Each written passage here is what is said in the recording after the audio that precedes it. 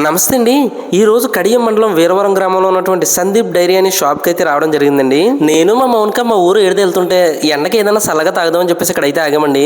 ఈ సందీప్ డైరీలో బాదం మిల్క్ ఉంటుంది, టేస్ట్ అయితే చాలా బాగుంటుంది సార్ అని చెప్పేసి మా స్టూడెంట్ అయితే చాలా సార్లు చెప్పాడండి.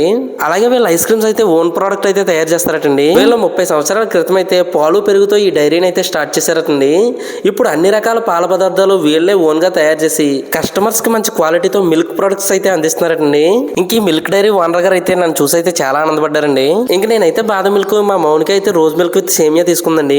ఈ రోజ్ మిల్క్ అయితే బాటిల్ 25 రూపాయలండి. కానీ టేస్ట్ ఉందండి, జమ్ అంటే ఏంటంటే నమ్మరు మీరు. ఇంకా వీళ్ళ దగ్గర ఐస్ క్రీమ్ అయితే చాలా బాగుందండి టేస్ట్.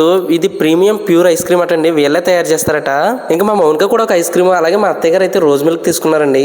ఇంకా రోజ్ మిల్క్ అయితే 30 రూపాయలు అంటండి. మా ఆవిడకి అయితే ఇక్కడ ఐస్ క్రీమ్ అయితే చాలా బాగా నచ్చిందండి. ఇంక లోపల చూస్తే ప్యూర్ మిల్క్ తో తయారు చేసి పాలకోవా చూస్తుంటేనే నూరు ఊరిపోతుంది అనుకోండి. ఇలా మిల్క్ తో చేసే ప్రొడక్ట్స్ అన్ని కూడా వెనకాల అయితే తయారు చేస్తున్నారండి.